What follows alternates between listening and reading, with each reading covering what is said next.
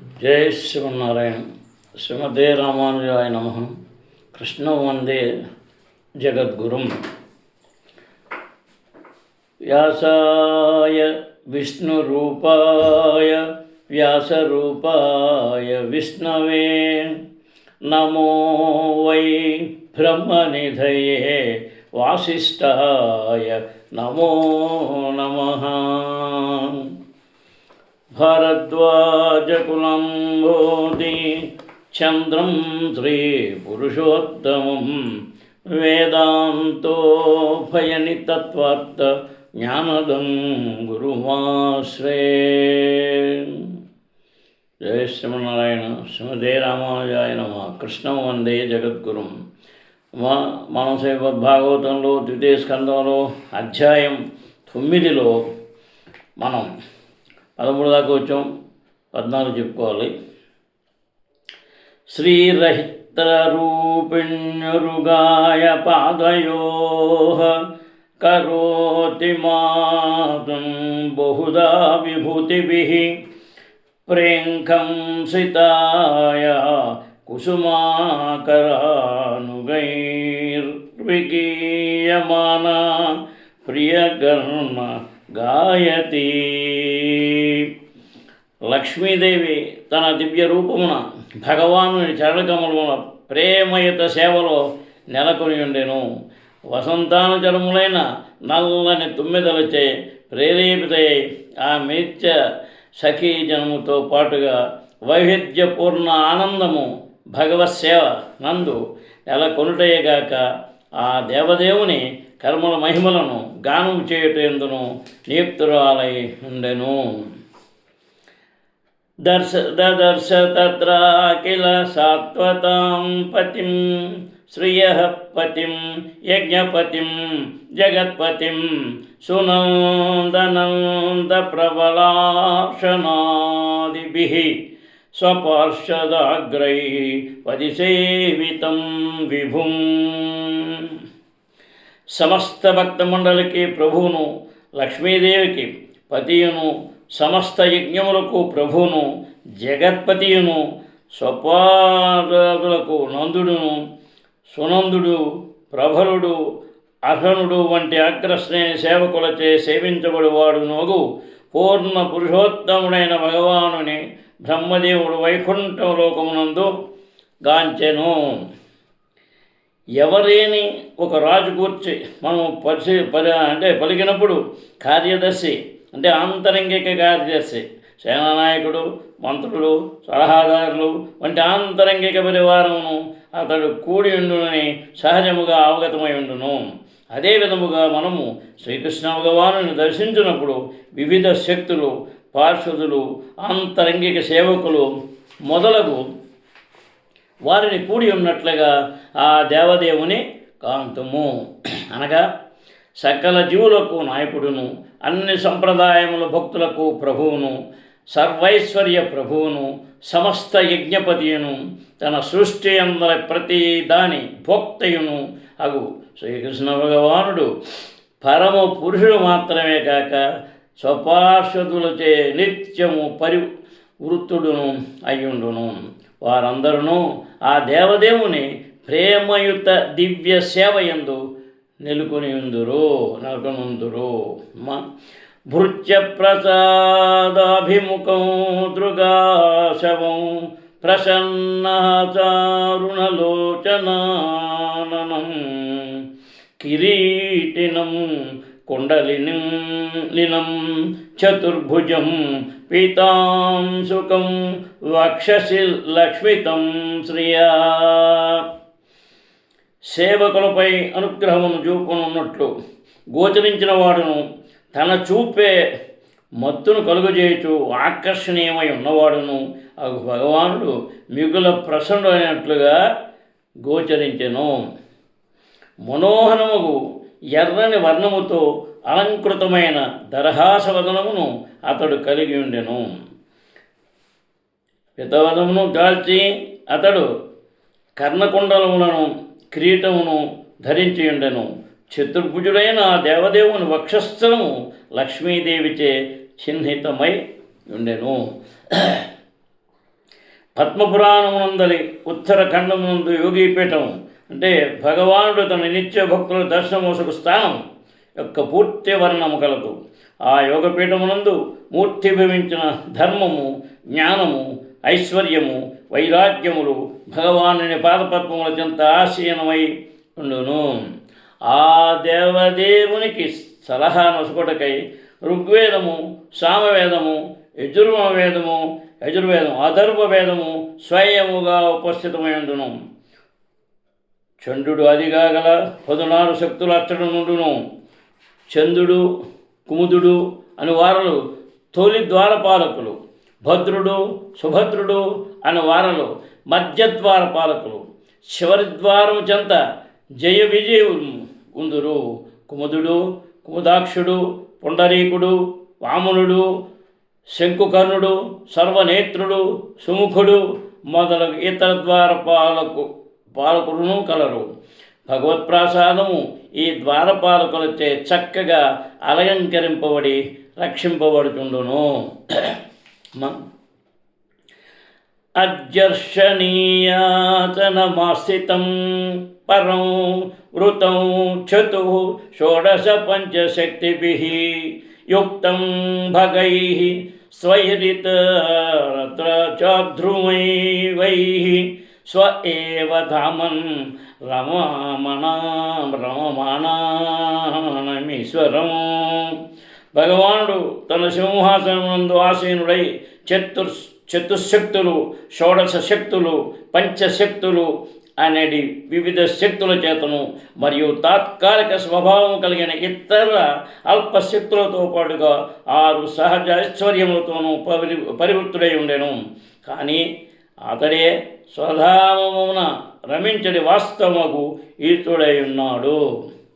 శ్రీకృష్ణ భగవానుడు సహజముగానే షడ్విభూతి పూర్ణుడై ఉండును.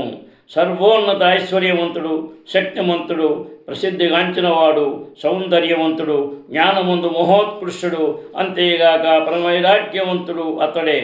సృజన శక్తి కొరకై అతడు ప్రకృతి పురుషుడు, మహాతత్వము, అహంకారము అని 4 సేవింపబడును.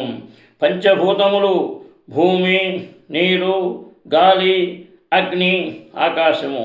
5 జ్ఞానేంద్రియములు నయనము, కర్ణము, నాసికము, జిహ్వ, చర్మము.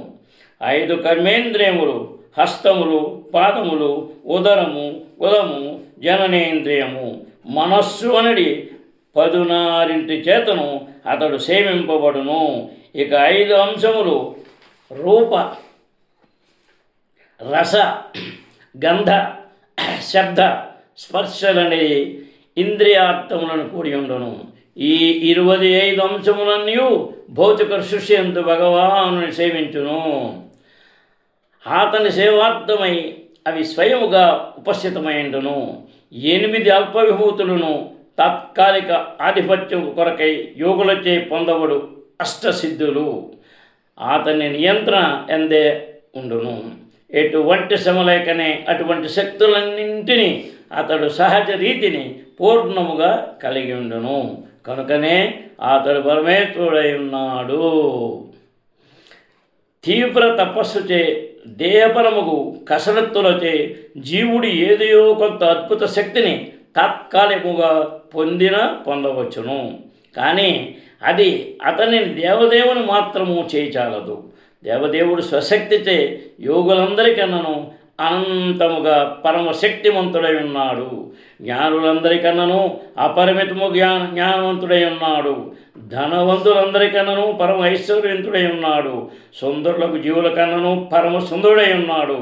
ఉపకారులందరికన్నను పరమోపకారి అయి ఉన్నాడు. అందరికన్నను అతడు అధికుడు. అతని సముడు కానీ అధికుడు కానీ లేడు. ఎంతటి తపస్సు చేయ కానీ లేదా యోగ ప్రదర్శనలు చేయ కానీ ఎవ్వరూ ఆ శక్తులలో ఒక్కదాని యందును ఆ దేవదేవునికి పూర్ణత్వ స్థాయిని చేరజాలరు. యోగులు అతని కరుణపైననే ఆధారపడి ఉన్నారు. తన అపరిమిత దాతృత్వ స్వభావ కారణమున అతడు యోగులకు ఏవియో కొన్ని యోగ శక్తులు నొసంగుచుండును. యోగులు వాటి కొరకై అత్యాసపరుడే అందులకు కారణము. కానీ దివ్యముకు సేవను తప్ప అన్యమును తన నుండి కోరని విశుద్ధ భక్తులేడ ఆ దేవదేవుడు మిగుల ప్రసన్నుడై వారి విశుద్ధ సేవకు ప్రతిఫలముగా తననే వారికి అర్పించుకొనును. తర్వాత తద్దర్శనాహ్లాద పరిప్లుతాంతరో ఋష్యత్తను ప్రేమ భరాశ్రులోచన ననామ పాదంబుజమస్య విశ్వసృగ్ యత్ పారమహంస్యేన పదాదిగమ్యతే. ఆ విధముగా భగవానుని పూర్ణముగా గాంచి బ్రహ్మదేవుడు హృదయము నందు ఆనంద విహ్వాలుడయ్యను. పూర్ణ ప్రేమానందమున నయనములు ప్రేమాశ్రుతులతో నిండగా అతడు భగవానునికి ప్రణమిల్లెను. జీవునకు పరమహంస అత్యున్నత పూర్ణత పదమదియే. శ్రీమద్భాగవతమునడి ఈ ఘనమైన వాగ్మయము పరమహంసల కొరకే ఉద్దేశింపబడిందని దీని ఆది ఎందే తెలుపుకున్నది.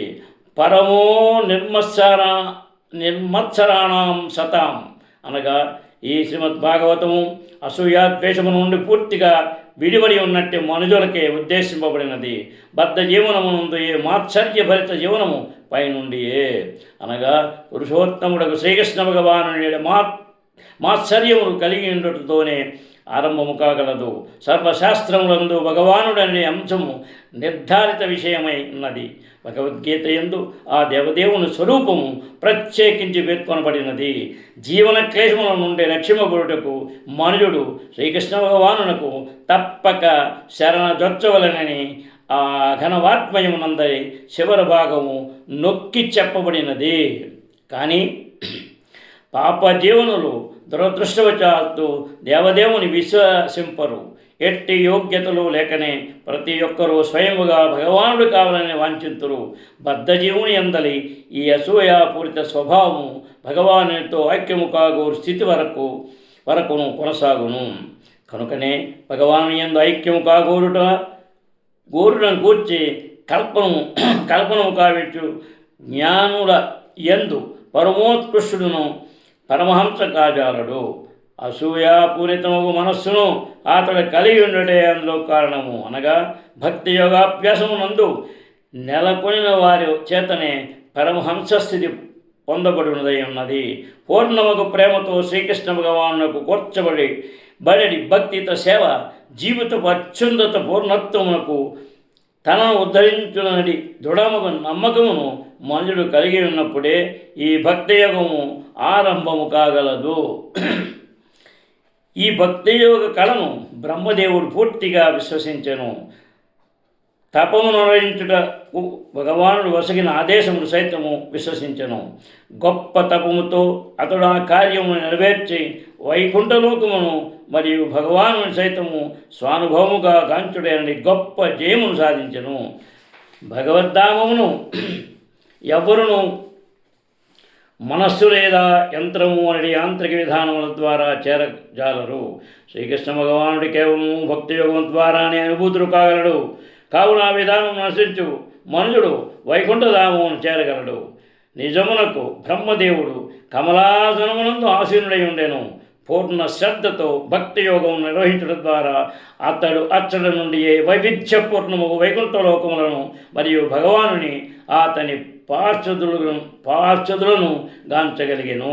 బ్రహ్మదేవుని అనుసరించుచు ఏ మనుజుడైన ఇప్పటికీ అదే పూర్ణత్వము పడగలడు.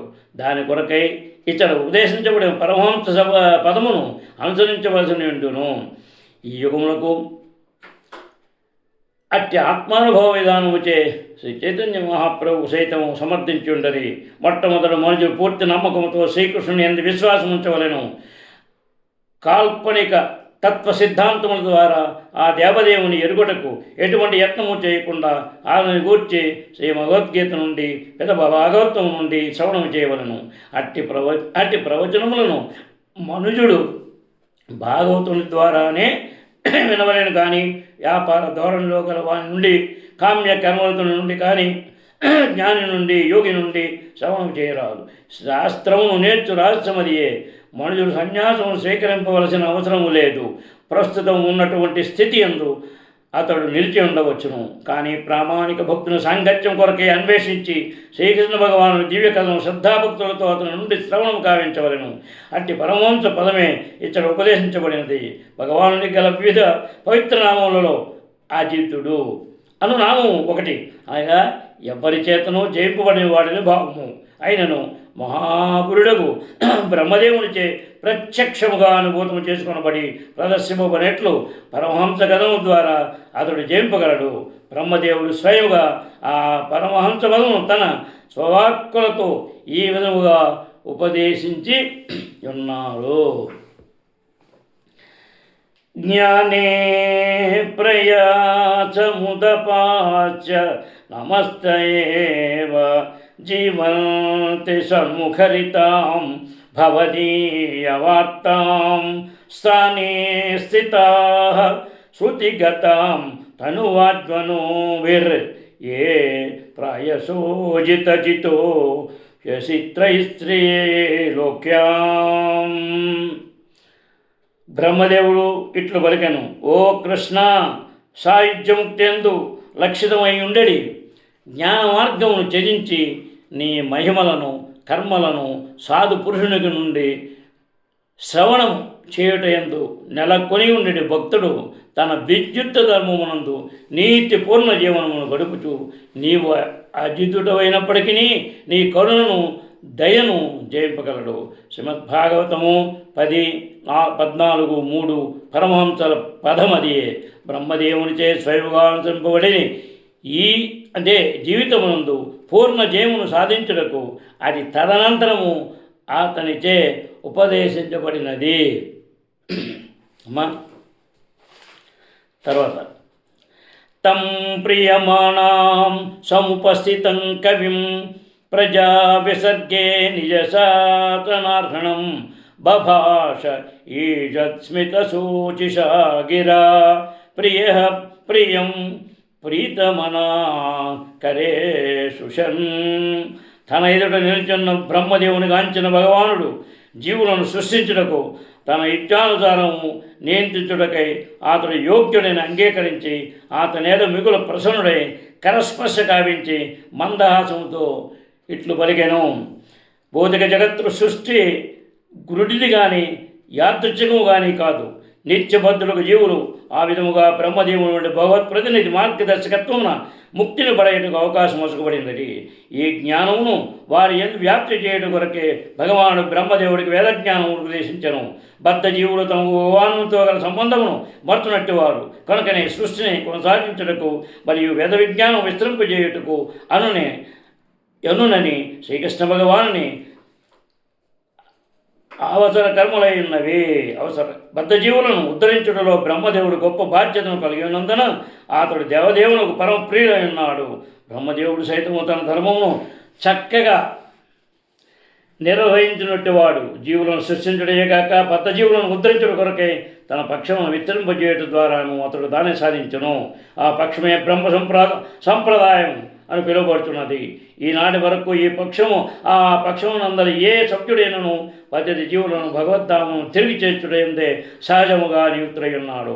భగవద్గీత ఎందుకు తెలుపునట్లుగా తన అంశలను తిరిగి వెనుకకు రప్పించుకుంటకు శ్రీకృష్ణ భగవానుడు పరమ ఆతృతను కలిగి ఉన్నాడు. కనుకనే పద్ధతి జీవులు భగవద్ధామను తిరిగి చేర్చడి కార్యము చేపట్టినవాడు అతనికి పరమ ప్రియుడై ఉన్నాడు. అట్టి భక్తుని కన్నను ప్రియుడైన వాడు వేరొక్కడు ఉండబోడు. బ్రహ్మ సంప్రదాయము వదిలివేసిన స్వపక్ష త్యాగులు పెక్కుగలరు. జనులు భగవాను మర్చిపోనట్లుగా చేసి భౌతిక అస్తిత్వం ఉన్నందేవారు మరింతగా కూరుకొని పోనట్లు చేయుట వారి ఏకైక వృత్తి. అట్టి వారు భగవాను ఎన్నడూ ప్రియం కాబోరు. భౌతికతత్వకు అంధకార బంధుర ప్రాంతములను భగవానుడు వారిని తరివేయను. అంతటా ఆ అసూయాపూరిత రాణులు దేవదేవుని ఏమాత్రము ఎరుగజాలకపోతురు. భగవత్కార్యమును బ్రహ్మ సంప్రదాయముతో ప్రచారం చేయు వాడెవడైనను భగవానునికి సదా పరమ ప్రియుడయుండును. అట్టి ప్రామాణిక భక్తుని భక్తి సంప్రదాయ ప్రచారకుని ఎడ సంతృష్టుడైన భగవానుడు పరమ సంతృప్తితో కరచారణము కావించును. జయ శ్రీమన్నారాయణ. శ్రీమతే రామానుజాయ నమః. కృష్ణం వందే జగద్గురుం. శ్రీకాంతాయ కళ్యాణనిధే నిదార్తినాం శ్రీవేంకటనివాసాయ శ్రీనివాసాయ మంగళం.